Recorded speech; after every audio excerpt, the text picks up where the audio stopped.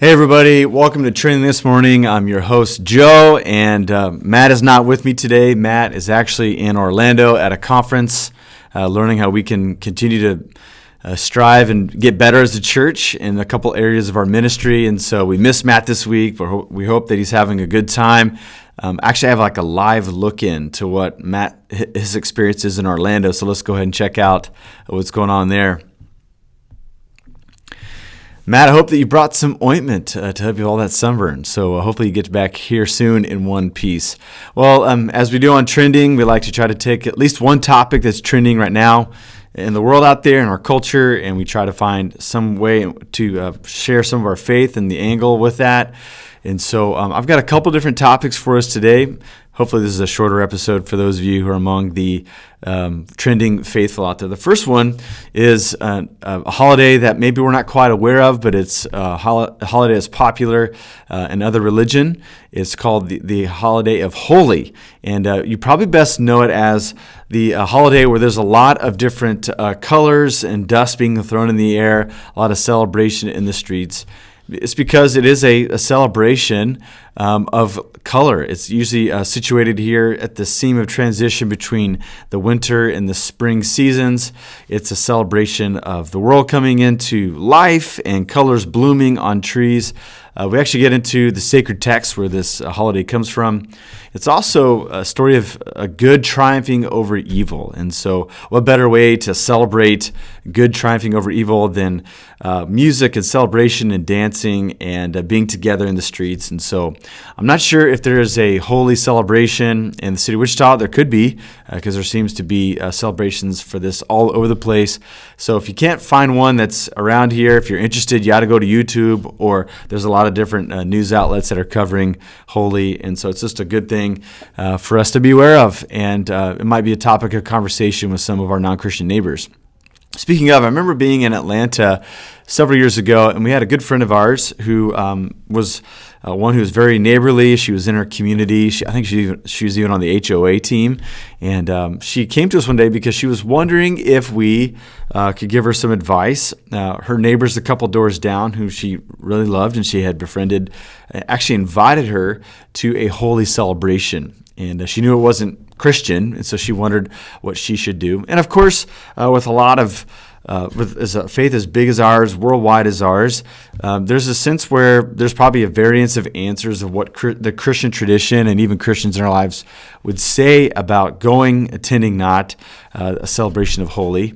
I mean, there's some on one perspective that would say, like, you showing up to it shows that you have an acceptance of it, where others would say, no, like, you were befriended, you should be a neighbor, and there's grace for you to attend. You don't have to lean into all the spiritual significance of that event, but you could go to be someone who gets to participate, maybe even just witnesses what goes down, and you could be there for your friends. And so out there in the trending audience, our big audience that's out there, there's probably differences of opinion on what you would have my friend to do. But it's one of those things that we have to be discerning about. On the one hand, some people think that if you attend something that's outside of your religious tradition, like, you could be opening yourself up to influences in the spiritual realm. Others say, no, like, it's a mere celebration, it's a mere symbol, what's going on. You could, enjoy the moral of the story and the message that, that an event like that would convey to everybody, those who are inside the religion, those who are outside the religion. I think when I think of a dilemma like this, my friend's question, it reminds me of the story of Naaman the leper from his time in the Old Testament. Remember, Naaman was a commander of a foreign army. He had leprosy. He got he heard word of a prophet in Israel who might be able to heal him, and so there were some arrangements made, and there was like this situation, circumstances, like a direct way that Naaman was instructed to be healed of his leprosy. If you can recall that story, remember at first, like, he was like totally not into it. He thought this body of water that he was supposed to dip in, that it was not as clean as the waters back home, and so he was quite offended by the prophet, but he was lovingly coaxed in by some of his subordinates to do so, and he was actually healed. And because of his healing, he had like this awareness that this God who healed him was maybe more powerful than the gods back home. But he had this dilemma. He was going to go back home, and part of his job description was to go into the temple of this other god, the God of his people back home. And he wondered if he was going to somehow like break faithfulness or allegiance to this new God that he had discovered along the way. Like so he went to the prophet and he said, how can I like navigate all this dilemma? And so the prophet had him take some soil from the Holy Land, soil from Palestine, and underneath where he was place his knee on the ground. He could put the soil from this foreign country, the soil of this other God of Yahweh, so that when he knelt down in the temple, this other God they didn't want to have allegiance to, that he would still be in a place of sanctity as he was there as part of his job. And I think that we could copy and paste that in some ways into the ways in which we interact with the world around us that's not uniquely Christian, or that's maybe even at some variance an anti-Christian environment. Is there a way that we can somehow like move into these spaces and still have an allegiance to Jesus because of it? I think that we can, and so it just takes some creativity, it takes some wisdom, and ultimately it could take some of the advice from our community to do so, because we're never going to have a completely sanitized Christian environment to be part of. Like we might say that the church is, but I mean, when you and I come to worship on Sunday mornings, we come in a room full of sinners. We come a room full of sinners, people who are leading from the stage, full of, we're sinners too. And so there's never really like this sanctified space. So we're never like not without somehow in a dilemma of how we can be faithful in an environment that's not totally Christian. And so I think that in the same way that we can interact, if we would choose to do so, we have a clear conscience about it. We can go to these different celebrations and not worry about maybe that we're somehow damaging our Christian life. Keep our brains on, keep our hearts open, be discerning, but we can also simply engage and observe as people who don't have to believe in all those things, but we can actually be there shoulder to shoulder with our neighbor. And so that's just one thing that we could do. Some of you are not going to have the conscience to do that. It's totally fine. This is why we work these things out in community. So that's the first topic, is the celebration of Holi. The second one is some news from the college basketball world. We have many college basketball fans out there. We got some Big 12 action. Some of the local teams. We also have Wichita State playing tonight in their conference tournament. And we heard the news that Jim Boeheim, the longtime tenured coach at Syracuse, has been asked to leave the team. It's simply because he never would quit on his own, and he actually just left the decision up to the university. And so we heard news last night and this morning that after, I think, 47 years of coaching the same team, Jim Boeheim is going to call it quits, or the program is going in a different direction. They're going to find somebody else to lead the team. And so it just made me think about, like, that's an awfully long time to be in one job, and it's actually like a high pressure job. We see coaches come and go all the time. We see coaches with short leashes. We see like they have like one losing season, boom, they're gone. We see coaches who, unfortunately, they commit some NCAA violations, or maybe they have behavior that's destructive to the program, to the team. And so there's all this changing of coaches, but then you have like some of these programs out there where like the one coach has been there like the whole time of their coaching tenure. So it's kind of praiseworthy that we would have somebody there for this long, and for a university to put their trust in this one person to lead their college basketball program, which is probably the flagship program of their whole university sports department. And so what can we say about this? How can this overlap in the Christian faith? There's a famous book out there. I think it's old enough now to be considered a classic book. It's by Eugene Peterson. It's called A Long Obedience in the Same Direction, where Peterson talks about how important it is, and it's part of our Christian calling, is to continue to move towards faithfulness, even when we don't feel like it, or maybe our emotions aren't catching up with us.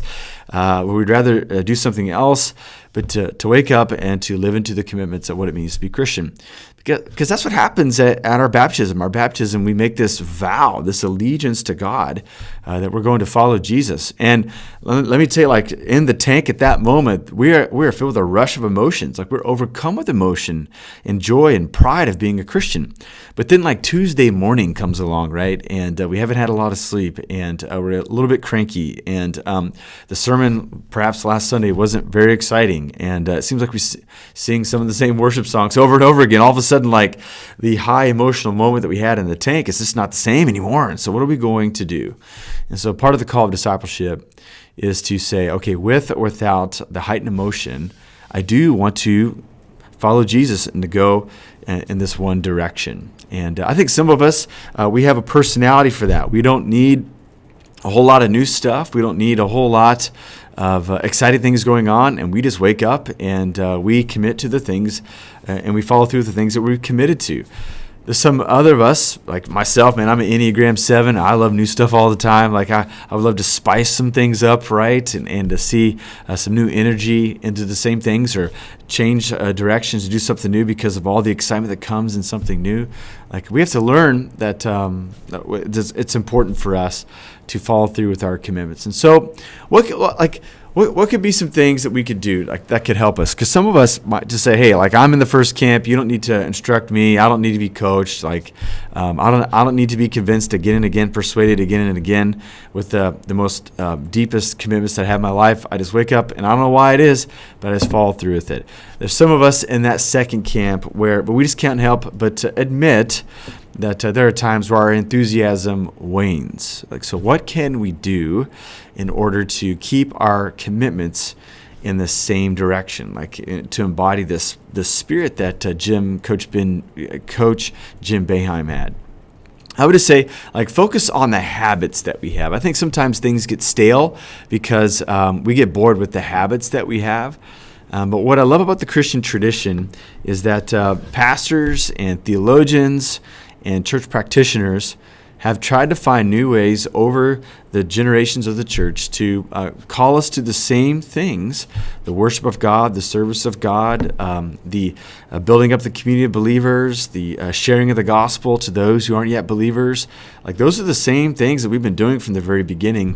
But if we actually study the long corridor, if we go through the long corridor of church history, like, there's a lot of things that the church has done in order to give new enthusiasm to those things. And so I think it comes back to our habits. And so what I would encourage us to do is to consider the habits along 4 different building blocks of what it means to grow in our faith. This comes from John Ortberg. He wrote a book called The Me That I Want to Be. He developed a spiritual formation system called Manvi.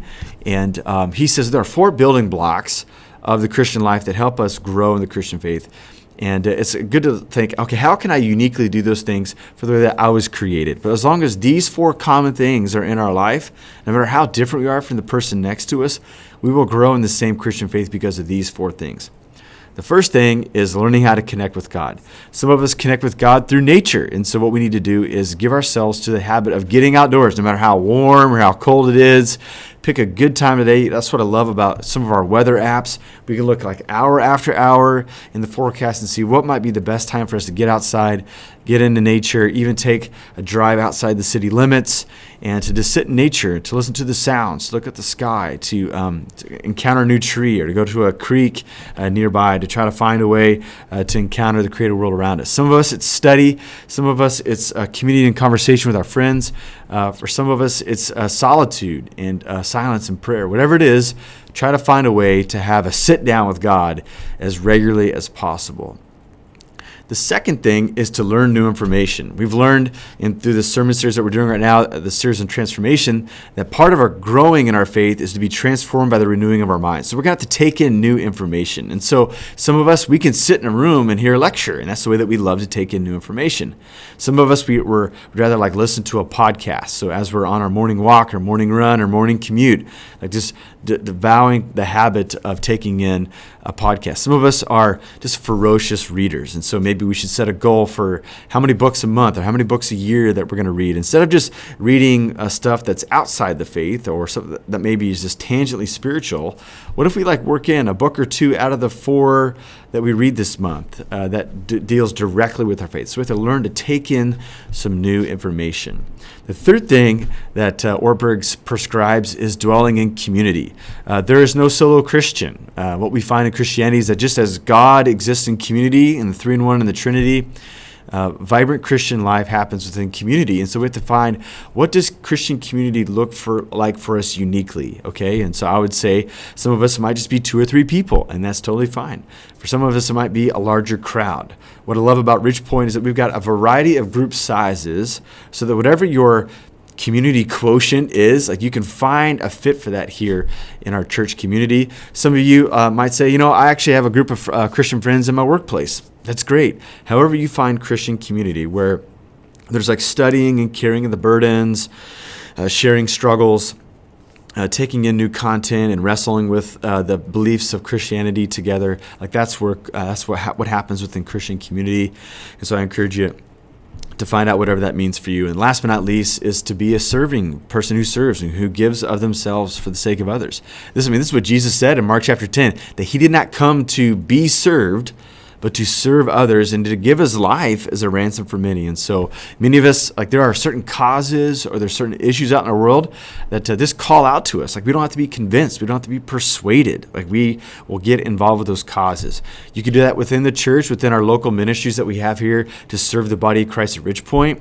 We also have different partners, both local partners and global partners that you and I can contribute to. And there's also, like, I would even say, like, there are causes outside the church still are for the common good of people. And I think that also counts for service in the body of Christ.